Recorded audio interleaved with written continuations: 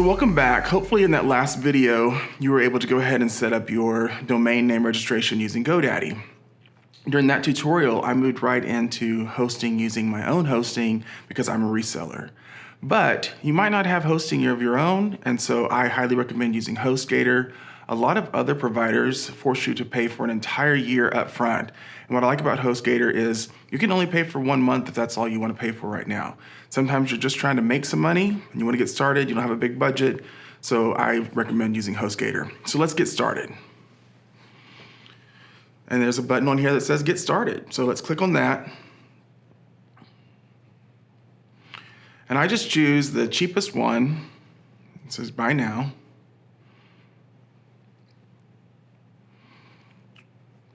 And it says enter your domain name. So I'm going to use mrdenton.com, which is another domain name that I purchased since I already set up the hosting for the Golden Gorilla Bakery that we're using in this whole tutorial.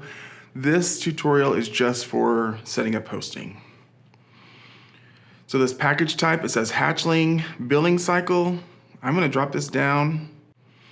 Oh, I need to make sure that I check. I already own this domain. It was trying to tell me that that one was taken, like as if I was trying to register a new domain name. You could use Hostgator if you hadn't registered a domain name to register it as well, but I like keeping something separate. I keep all my domain names in GoDaddy, and then I'm a reseller for hosting, so I just handle that myself. So here it is.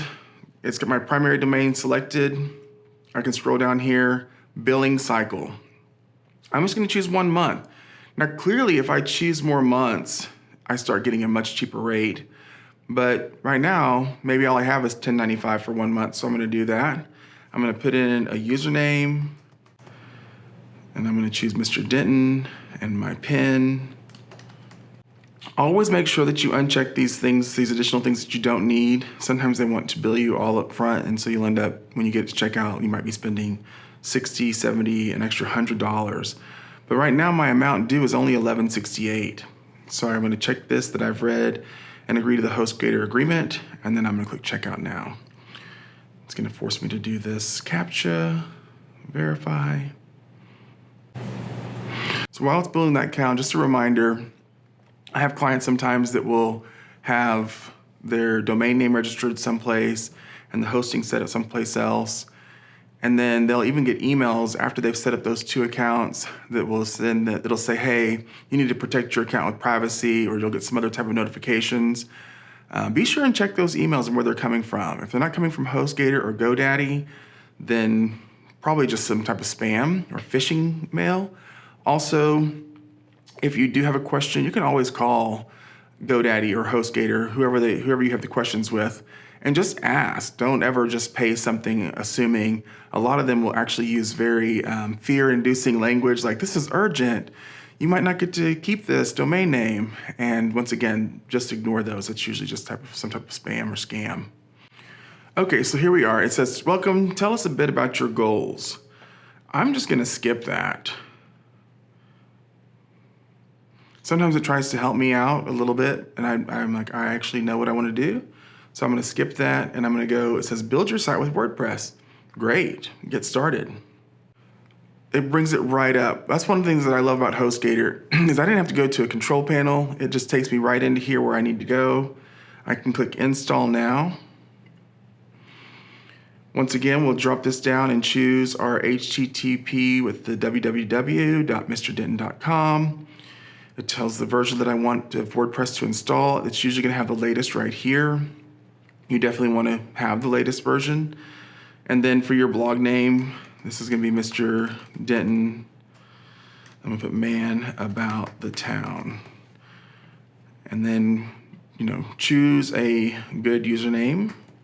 Denton is not a good one. You wanna use something that's not in your domain name or URL. So let's use Dumbledore. I love using characters from Lord of the Rings and Harry Potter. Password, and then the admin email. I make sure that I change that out to an email that I can actually check. So be seen at staturedesign.com.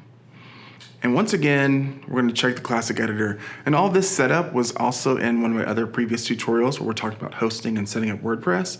But since we're going through this Hostgator, then this is a great way to just go ahead and set it up all right here. And so it's going to install WordPress, and then once you've installed WordPress, then you would go right back into installing the theme. And I'll go ahead and show you how to do that so that it's all right here. It's going to be really quick. One thing that I realized that is important that we have to do on Hostgator is that once you've set up WordPress, then you have to go in and make sure that you change the DNS settings in GoDaddy or wherever you registered your domain and put those domain name servers in there. So if you're in this dashboard for Hostgator, you've set up WordPress, you go back to your dashboard in Hostgator, and you're going to see this option right here that says Launch cPanel. So click on that, and then we'll come down here, and there are your primary and secondary name servers, ns8179.hostgator.com. And they're normally going to be like very close in numbers, like just a number apart. So mine are like ns1.eddierenz.com and ns2.eddierenz.com. So this one is just ns8180. So I'll remember that that's just one number above 179. So I'll pop over here to GoDaddy, and I've logged into my main GoDaddy account. We set up a separate one for the Golden Gorilla Bakery, but this one I'm just going to pop in here. Whenever you've logged into GoDaddy, oftentimes it's like if I go over here to domains, I might be searching all over the place for my websites. But if you drop this list down right here and then click on my products, you can scroll down, and here are all the lists of my domain names. And I'm going to click on DNS for Mr. Denton. And then I'm just going to change these name servers.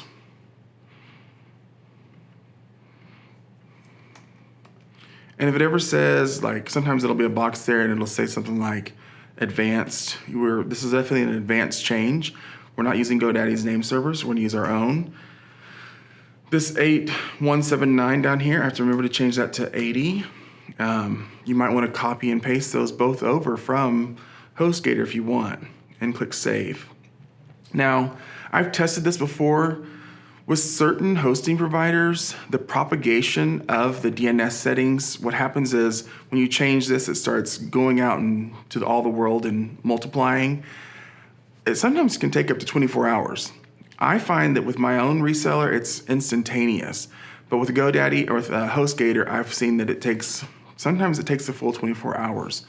So it may be that you have to stop right here and wait before you can continue on to the next part of this where you're installing the theme and everything. But once again, Hostgator is great.